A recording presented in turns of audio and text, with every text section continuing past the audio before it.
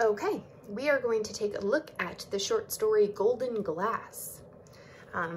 In this video, we're going to look at the first two chunks. So the first chunk is lines 1 through 25, and then the second chunk is lines 26 through 59. So that's what this video is going to tackle. Before we get started with the actual short story, it's always a good idea to check out the background information up at the top. So let's look there first. It tells us about the author, Alma Luz Villanueva. And it tells us she was born in 1944 in Lompoc, California, and grew up in the Mission District of San Francisco. She later moved to the mountains in California. Villanueva is of both Chicano and Yaqui Indian ancestry, and she draws inspiration from both cultures. Villanueva has published numerous poetry collections as well as short stories and novels. Okay, cool. Our close reader has given us some specific things to pay attention to as we read, which is actually pretty helpful. So let's take a look at this box here and make sure we know what to focus on as we read on. The first bullet asks us to underline text that describes Ted's character. They've actually gotten that started for us because this is the first story in our close reader, so they've given us a few examples of some things. But as we read on, you're going to be wanting to pay attention to any time the author describes Ted, and you're going to want to underline that.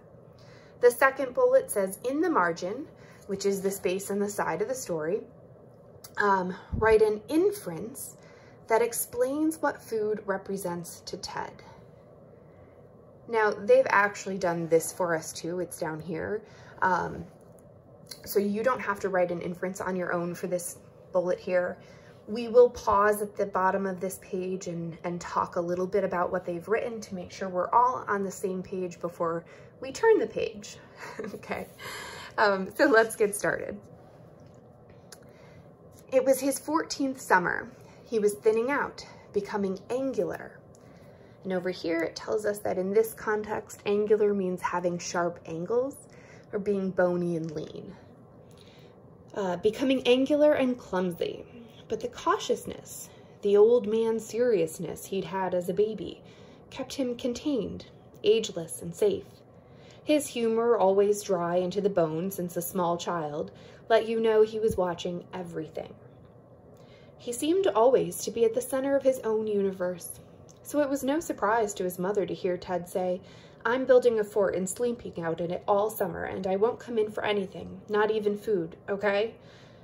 This had been their silent communion. And over here it tells us communion means deep understanding. This had been their silent communion, the steady presence of love that flowed regularly, daily. Food. The presence of his mother preparing it, his great appetite and obvious enjoyment of it, his nose smelling everything, seeing his mother more vividly than with his eyes. He watched her now for signs of offense, alarm, and only saw interest. "Where will you put the fort?" Vida asked. Okay, so let's pause and just reread this up here. It asked you to write an inference, which is basically an educated guess. You need to take the text evidence and combine it with the way you think about things to come to a logical conclusion. And in this case, we're trying to come to a logical conclusion about what food represents to Ted, what it means to him. And like I said, they've done it for you. The inference that they've written says food stands for Ted's closeness to his mother. Look back at this paragraph here. It talks about their deep understanding, the deep understanding that they have, and the steady presence of love being shown through food. So if you asked him, how does your mom show you that she loves you? He would probably answer, by making me food. And she clearly enjoys watching him eat it and enjoy it. And so that's how they show appreciation for each other and love for each other. So that's what that's talking about there. Okay. So as we read on, there are no longer examples from the book on what we should be underlining or writing in the margins, but you can see some of the stuff that I've made note of. By all means, go ahead and underline some of the same stuff, but I should warn you, I have certainly not underlined everything that you can or should. Anytime you find an answer to a question or you find something that you think is important, I would underline it even if I haven't. I also have not written answers to all of the directives that they've given us. So there will be times where I'll talk about something it's asking you to do, and then I'll recommend that you pause the video and take some time to answer the questions on your own. Okay? So let's finish this first section. She trusted him to build well and not ruin things, but of course she had to know where. She looked at his dark, contained face, and her eyes turned in and saw him when he was small, with curly golden hair, when he wrapped his arms around her neck. Their quiet times, undemanding. He could be let down, and a small toy could delight him for hours. She thought of the year he began kissing her elbow in passing, the way he preferred. Vita would touch his hair, his forehead, his shoulders, the body breathing out at the touch, his stillness. Then the explosion out the door told her he needed her touch still. Okay. So then the prompt down here asks us to reread lines 1 through 24, 24 and 25, and in the margin, again, the space on the side, write an inference about Ted's relationship with his mother. So now this one, I'm going to say to pause the video and write that on your own, but let's just talk about what it's asking first. An inference, again, take the text evidence, combine it with how you think about things, and come to a logical conclusion, this time about his relationship with his mother. So we found out that they really show each other appreciation and love through sharing meals. But then up in this paragraph, it's given us more description of their relationship. And,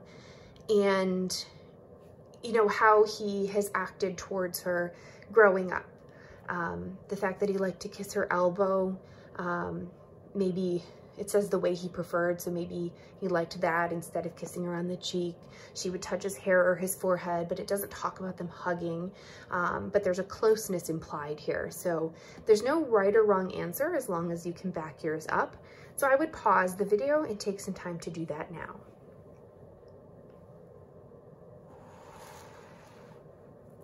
Okay. The second chunk, lines 26 through 59, is what we're going to tackle next. And as we read, we are going to underline text that suggests that Ted may change his mind about the fort. Okay, so anything that lets us know maybe he's second guessing his decision. Okay, so we're right up here. I'll build it by the redwoods in the cypress trees, okay? Make sure you keep your nails together and don't dig into the trees. I'll be checking. If the trees get damaged, it'll have to come down. Jason already said he'd bring my food and stuff. Where do you plan to shower and go to the bathroom? Vita wondered. With the hose when it's hot, and I'll dig holes behind the barn. Ted said so quietly as to seem unspoken. He knew how to slither under her, smoothly like silk. Sounds interesting, but it better stay clean. This place isn't that big. Also, on your dinner night, you can cook outdoors. His eyes flashed, but he said, okay. He began to gather wood from various stacks, drying it patiently from the long rains. He kept in his room one of the hammers and a supply of nails that he'd bought. It was early June, and the seasonal creek was still running. It was pretty dark out there, and he wondered if he'd meant what he said. Ted hadn't seen his father in nearly 4 years, and he didn't miss him like you should a regular father, he thought. His father's image blurred with the memory of a football hitting him too hard, pointed, a bullet, right in the stomach, and the punishment for the penny candies, the test his father had set up for him to fail. His stomach hardened at the thought of his father, and he found he didn't miss him at all. He began to look at the shapes of the trees, where the limbs were solid, where a space was provided. He knew his mother really would make him tear down the fort if he hurt the trees. The cypress was right next to the redwoods, making it seem very remote. Redwoods do that. They suck up sound and time and smell like another place. So he counted the footsteps, when no one was looking, from the fort to the house. He couldn't believe it was so close. It seemed so separate, alone, especially in the dark, when the only safe way of travel seemed flight, invisible at best. Okay, so again, you should have underlined text that suggests he might change his mind about the fort. So you can see some of the things I underlined. The fact that the spot in the tree seems so separate and that he seems afraid of walking to and from that spot at night, which is implied by this statement right here. The only safe way of travel seemed flight. And then the author adds that he would rather be invisible during that flight. So he'd like to be, you know, silent and not seen while he's making that trip to and from his spot in the trees at night. And that just tells me that he's a little scared out there. So that might force him to change his mind. Okay, I'm going to pause here and I will see you in the next video.